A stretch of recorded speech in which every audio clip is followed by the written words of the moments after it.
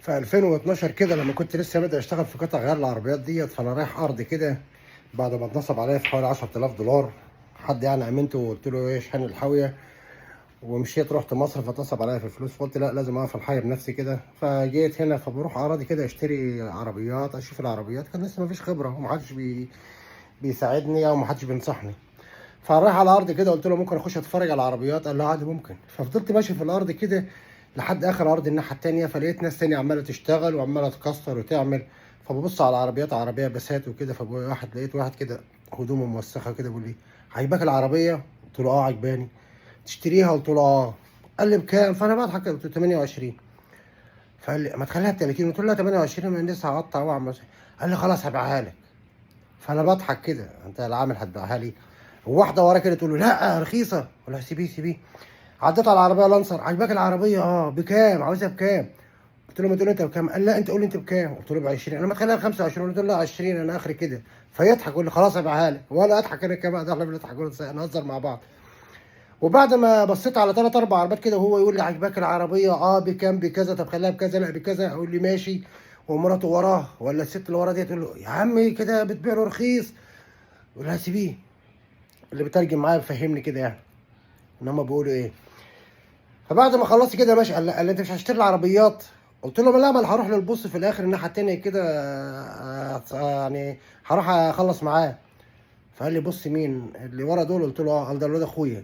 قلت له يعني انت البص؟ قال لي اه. قلت له يا عم مش فيلم من ساعتها عامل يفكرك عامل؟ فيضحك قال لي عادي.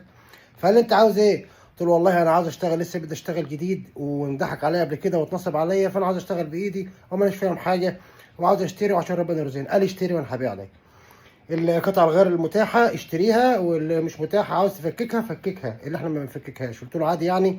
قال لي هات عده وتعالى فكك. فكل ما يعني اقول له على حاجه القطعه الغير دي انا هفككها بكذا، يقول لي خلاص هديها لك. ومراته نفس النظام تقول له انت بتبيع له رخيص ليه؟ ولا سيبيه لسه بادئ حياته. فشويه بشويه كده لقينا بشتغل، يعني بشتغل في عربيه في عز الحر كده، فيبص لي كده انا عمال افتح في حاجات ما مش عارف هي ايه، وعمال ادور افككها ازاي. كل نص ساعه كده يعدي عليا يبص كده يشوف انا بعمل ايه. لا انا فاهمه ولا هو فاهمني، هو بيتكلم بسرعه انا مش فاهم، يجي يعمل لي كده ويورينا افككها ازاي. لا اله الا الله. طب اعمل ايه في الراجل ده؟ فقعدت كده خدت منه شغل حاويه، فربنا كرمني فيها احسن كرم. فبقول له انت بتعمل معايا كده ليه؟ قال لي انت لسه بادئ وربنا يعينك، ما احنا يعني تعبنا قبل كده يعني ما اشوفهاش. فبقول لي بس في حاجه واحده عايز افكرها لك. قلت له ايه؟ قال لي لما تكبر ما تنسانيش. والله العظيم. قلت له حاضر على عيني والله. الراجل ده اشتجرت واشتغلت في حياة تانية وهو لسه على وضعه يعني ما بيزيدش، وانا اشتغلت وربنا فتح عليا وكرمني. ومستحيل الحاجة اللي اشتريها لازم اشوفها عنده الاول. عنده اكتفي من عنده، ما عندوش اجيب من غيره. ولو عنده حاجة ومش ماشية معايا بس يمشي مع غيري اروح اشوفها وامشيها له واطلعها له. الجميل ما بيتنسيش.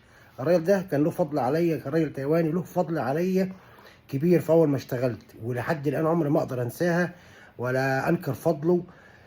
ونكر الفضل ده يعني جاحد، وربنا عمره ما يرزقه. لحد دلوقتي عشره وصحبه، وحتى لو انا ارتفعت في شويه وهو لسه يعني شغال شغل على قده احبه ويعني احترمه احترام شديد، ولازم اروح وازوره واقابله. ولو الحاجه دلوقتي يعني الوقت اللي احنا فيه ده لو الحاجه عنده اغلى من بره بشتريها منه.